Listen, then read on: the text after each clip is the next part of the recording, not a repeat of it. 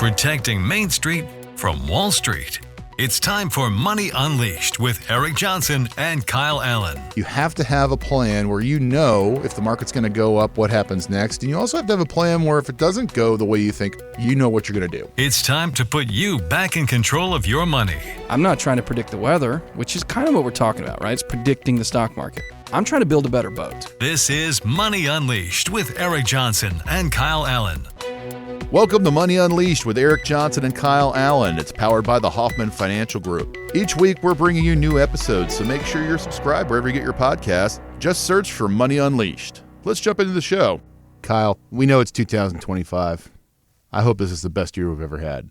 But we're still trying to figure this out, right? And we have one of the big banks, JP Morgan, the private bank there. We have their outlook for 2025, and they put a name to it, right? There's a book, it's called The Alchemist, is what they're saying that 2025 is going to look like. So let's talk a little bit about what that's going to mean, right? We have a new administration coming in.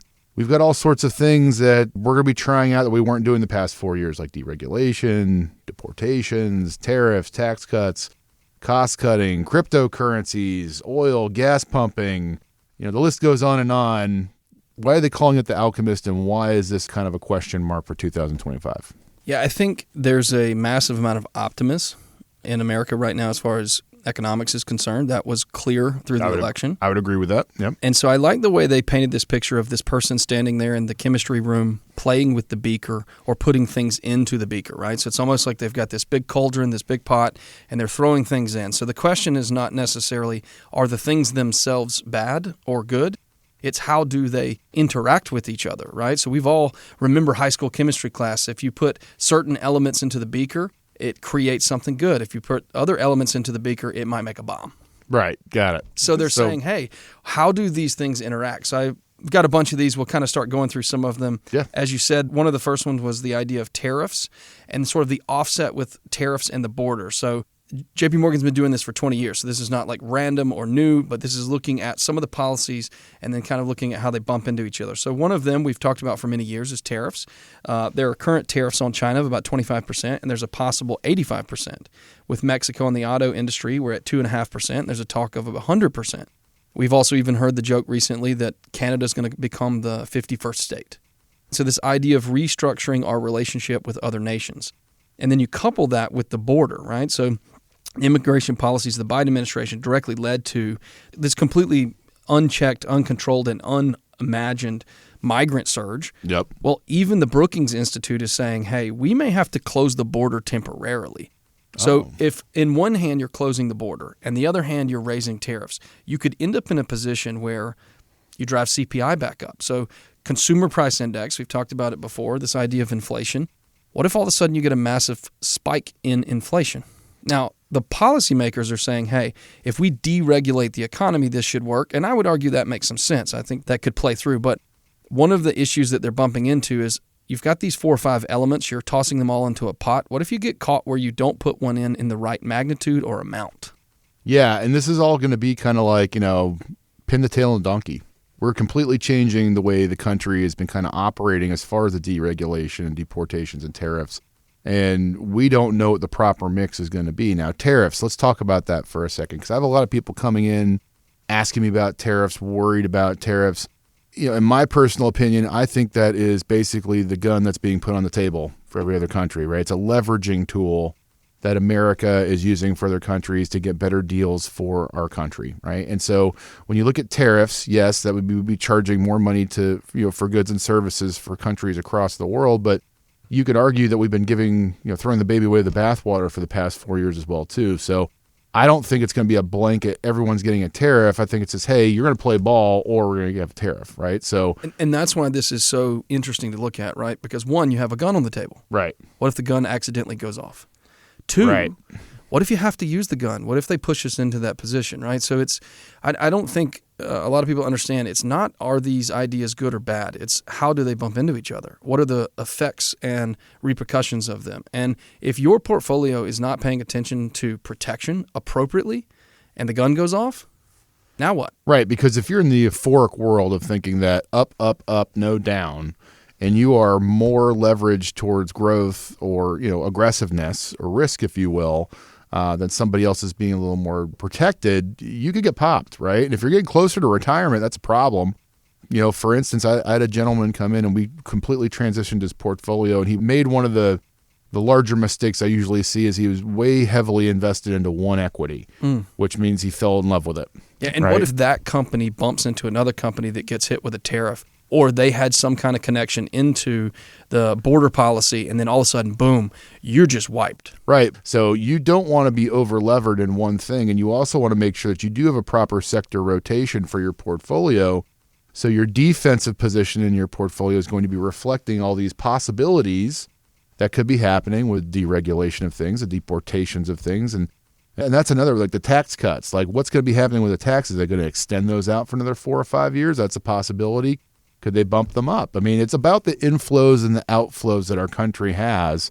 And, for a long time, we've had more outflows than inflows, right? That's what the deficit is. It's what the national debt has ballooned into, and we have to work on that. Now, cryptocurrency might help out. Oil and gas, which is usually not included in CPI, nor food. That could help out, right? If we start pumping again, would that help things out? What about deregulation? Like we're talking about all this stuff. And that's one of the things that was actually in the article when it started to look at oil and gas, right? So there's this discussion out there that says one of the reasons we're going to get our hands around things is we're going to produce more oil to be able to lower the price structure, right? So if all the cars and all the trucks and all the vans and all the people all over the world that are making this world run don't have to pay as much for their fuel, they don't have to pay as much for their natural gas, they don't have to pay as much for the crude oil, then it would spur the economy in a positive fashion. Right. More margins for their business to grow their business and grow the small businesses, which is the backbone of America, by the way, not just these huge mega cap companies. That's what would spur the economy forward and make the stock market continue to go up. So that's the perception of, messing around with these things to try to get growth in different areas versus just artificially pumping money into it. Right, Kyle? Well, and here's the problem. I mean, as we said before, there's nothing wrong with that concept, but what if you've already got oil production to its maximum capacity? Yeah. So that was one of the things I was looking at. The Biden administration did not meaningfully curtail the U.S. oil and gas production. So there's a thought out there because of how good politicians are of messaging that the Biden administration turned oil and gas off. But if you look at the numbers, as far as natural gas liquids, and crude oil, we have been growing our production since 2016. So one of the things that actually happened was the Trump policies were so effective in the first administration that they continued through the Biden administration. So this idea that we can just turn gas back on, we can just turn crude oil back on and change CPI, it may be at maximum Guess capacity. what? It's been on. It's been on. It's never been turned off. Exactly. So Right. I think one of the key points here, and we've gotten a little wonky down into this stuff, I want to be clear. I apologize about that. We have fun getting into this, but that's why you have a financial advisor.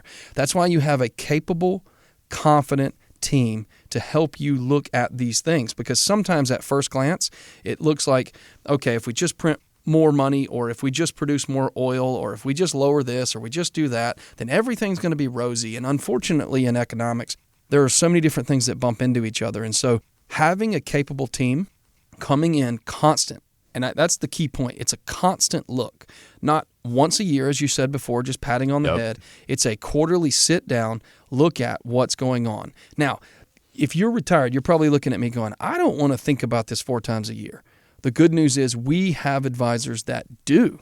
We love to get in these weeds. We love to dig it out. And we are on your side as a financial fiduciary, helping you navigate all of these different chemical concoctions that the government is throwing into the economy. Yeah, and we're going to constantly be adjusting our positions, or sector rotating, which is our favorite quote to do so, around all these happenings which is going on in our country to make sure we're maximizing the growth and protection of your portfolios as we get closer and into retirement. And guys, we're happy to help you with this. If you want to have 4 meetings a year where we talk about all this fun stuff and what it means for your portfolio, we're happy to help you do this. Give us a call at 404-640-5511. That's 404-640-5511. Or you can find us online at unleashyourmoney.com. Hammer that button, Portfolio X-Ray, and we will talk about all of these things and how it affects your financial future. But Kyle, we even scratched the surface on this list. There's a few more things we need to get to, don't we? That's right. So one of the things that I found is the share of U.S. households expecting higher stock prices in the next 12 months. And so if you look at this all the way back to 1987, there's only one other time at which this was on the board. So everyone is optimistic. And one of the things that is creating the optimism was the success in November, right? So the Republican Party came in and had this massive win. Well, there's an interesting part there, which is the GOP begins the year with a 219 to 215 majority with one vacant seat, which is Matt Gaetz. There's also Stefanik and Waltz. So we're talking about a world in which 3 seats are up for debate. If the GOP wins all 3, it would put them back at 220 to 215.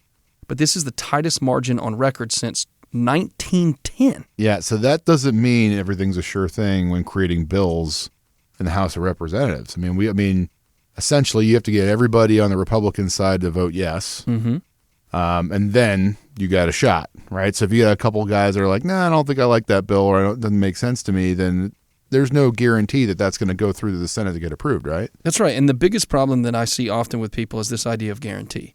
Like, I guarantee deregulation is going to happen. I guarantee taxes are going to go up or down. I guarantee CPI, blah, blah, blah, blah, blah.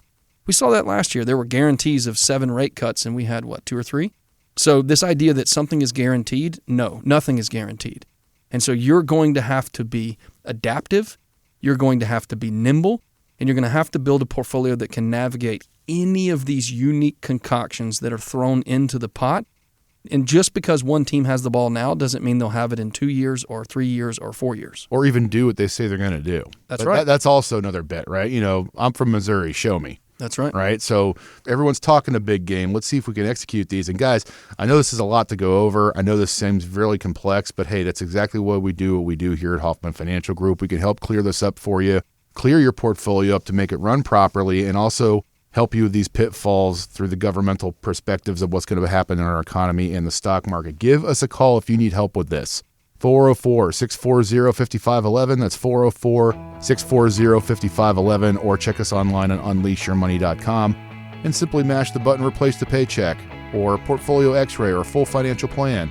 Or don't forget to mash Ask an Expert. We're happy to answer your questions here as well, too, on Money Unleashed. And if you have any questions that Kyle and I have not gone over on the show, please go online to unleashyourmoney.com, mash Ask an Expert, ask your question. We'll answer those questions right here on Money Unleashed.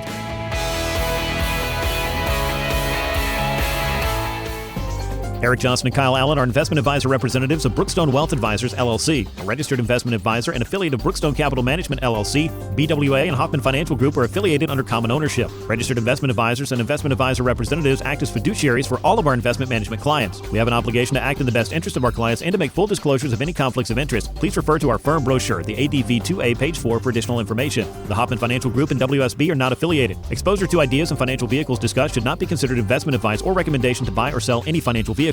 This information should not be considered tax or legal advice. Individuals should consult with a professional specializing in the field of tax, legal, accounting, or investments regarding the applicability of this information for their situation. Any client experiences discussed during the show are unique to that client. They are not meant to imply or suggest you will experience the same results. Past performance is not a guarantee of future results. Investments will fluctuate, and when redeemed may be worth more or less than when originally invested. Any comments regarding safe and secure products and guaranteed income streams refer only to fixed insurance products. They do not refer in any way to securities or investment advisory products. Fixed insurance and annuity product guarantees are subject to the claims paying ability of the issuing company and are not offered by Brookstone. Index or fixed annuities are not designed for short-term investments and may be subject to caps, restrictions, fees, and surrender charges as described in the annuity contract. Please refer to our firm brochure, the ADV2A Item 4, for additional information. Hoffman Financial Group is not affiliated with or endorsed by the Social Security Administration or any other government agency. Insurance licensed in Georgia, number 163546.